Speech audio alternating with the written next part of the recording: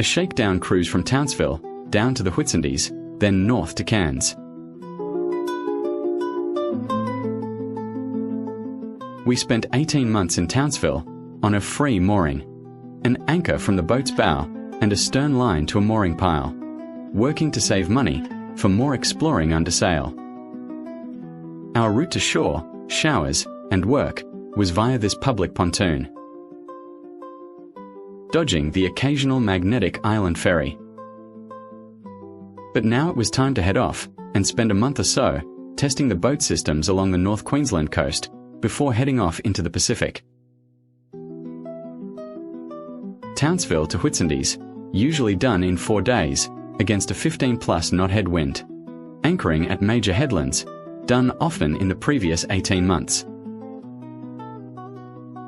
Then into Airlie Beach to wait for Sue's parents, to take them on a cruise around the Whitsundays. Airlie Beach was only small in those days, but was starting to take off.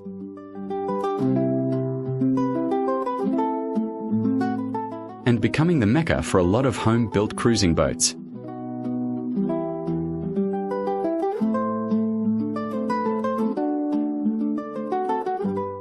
An old amphibious seaplane converted to a cruising powerboat.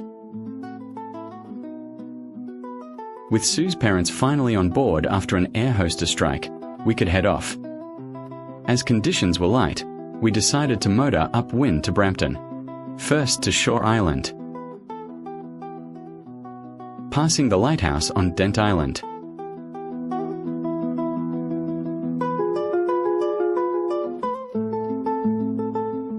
Shore is undeveloped and protects Lindman from the worst of the southeast trade wind swells. A short 22k hop down to Goldsmith.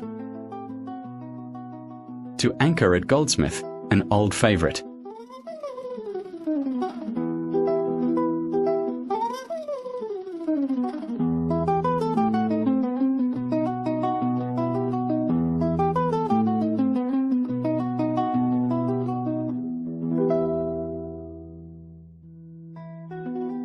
Then another small hop to Brampton, in the 70s possibly our favourite resort island, and a finish point for a yacht race from Townsville.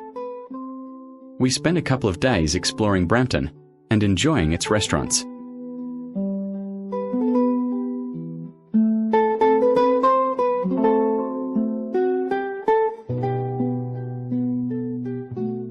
The tidal channel between Brampton and Carlisle Islands.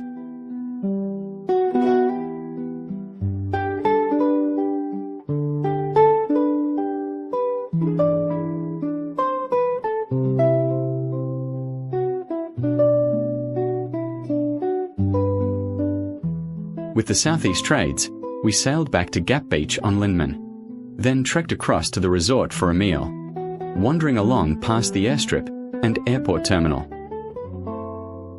Then on to Dent Island to visit Bill and Lena Wallace and their coral arts business. In 1976, Hamilton Island was an undeveloped sheep farm.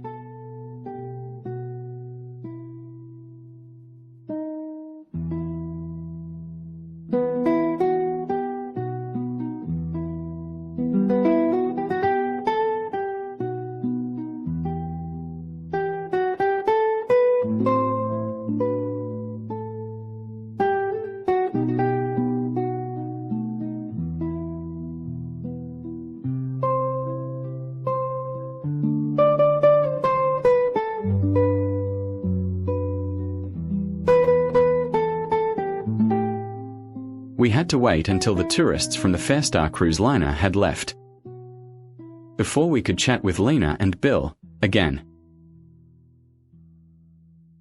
Australian Archives photo of Bill and Lena with some of their coral art. After the tourists had left and the Fairstar had moved from Syd Harbour, we moved down and anchored there. Over the next week, we re-explored more of the Whitsundays. Then it was time to say goodbye and get serious about our travels. Into Airlie Beach to resupply and say goodbye to old friends. The only pub in town in 1976.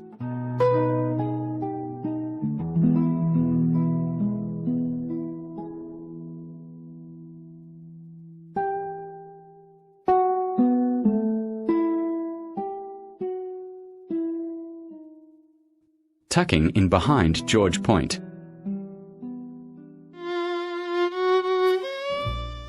Next morning, it was into a fog bank to traverse the Gloucester Passage. The only fog I have ever seen in the tropics at sea. Then on to Cape Upstart.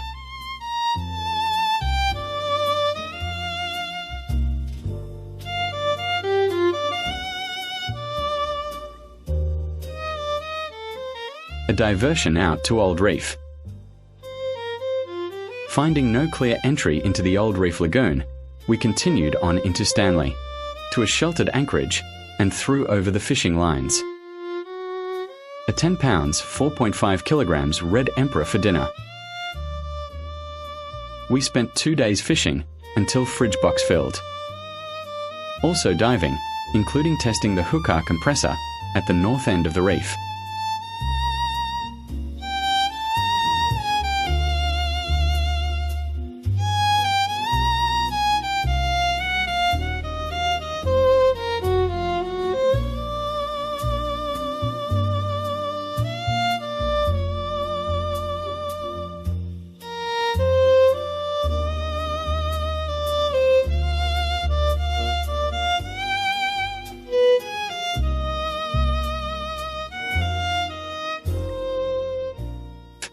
Then into Cape Cleveland and its lighthouse, passing by Cape Bowling Green.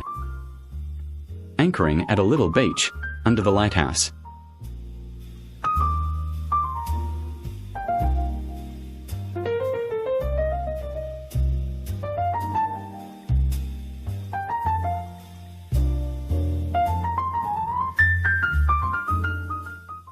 The Fresnel lens of the light was damaged by debris during Cyclone Althea in 1971. It still shows the chips in the glass elements. The light turning mechanism.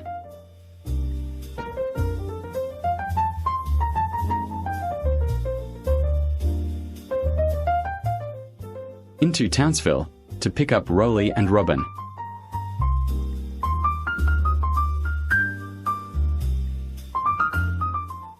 Then up to Palm Island. And into the beautiful Northeast Bay and beach.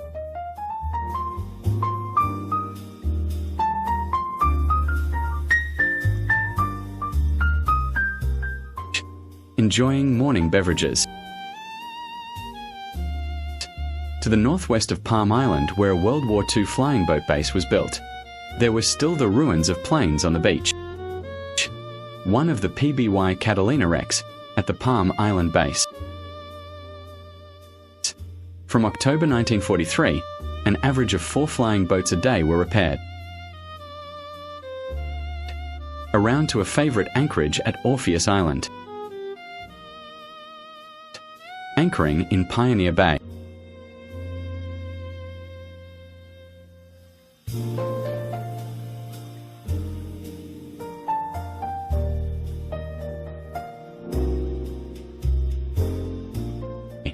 JCU has a marine research station in Pioneer Bay, current photo.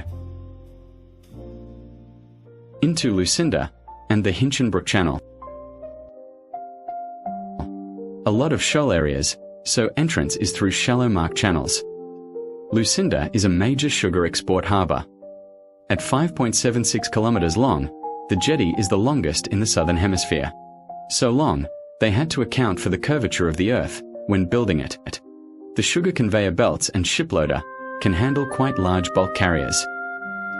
Anchored overnight near Lucinda.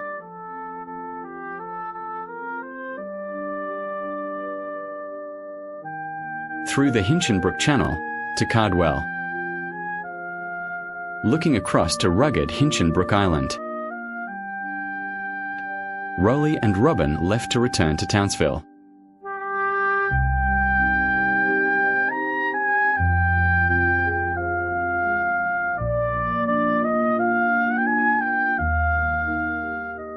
Cardwell to Gould Island. Looking across to sugar cane fires on the mainland. Gould to Dunk Island. A favourite destination for the yachties from Townsville in those days. a recent view of the anchorage and resort.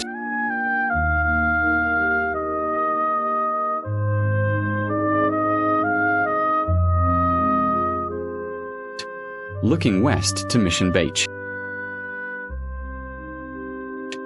and south to Badara and the Family Islands. Dunk to Marillion Harbour. Into Marillion Harbour for the night, to wait for a good tide. To cross the bar into the Johnston River and Innisfail. Marillion to the Johnston River Bar and into the river.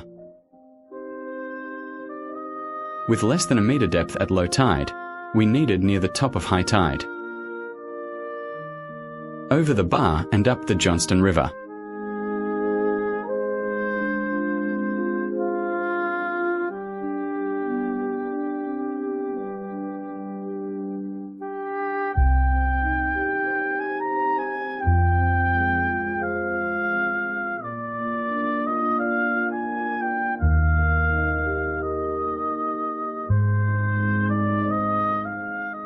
Sugar cane cutters were an important part of Innisfail's past history. By dinghy to South Johnston, then walking to Paranella Park.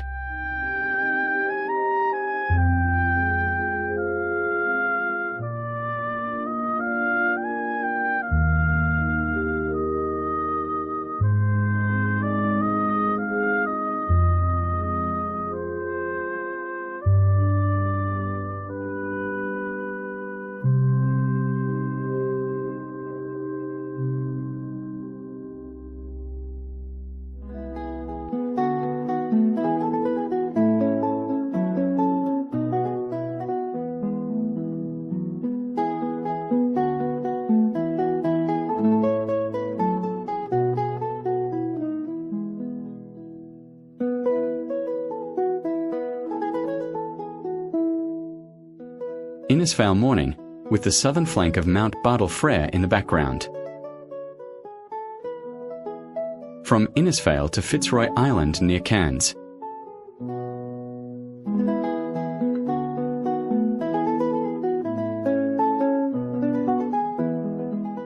The Fitzroy Lighthouse, with its red and green sectors guiding ships. Along the Grafton Passage, through the Barrier Reef.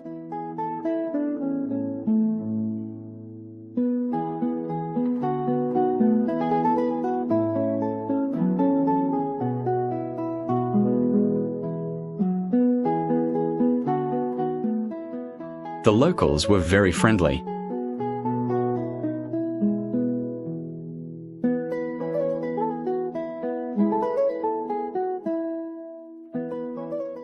Into Cairns to pick up David.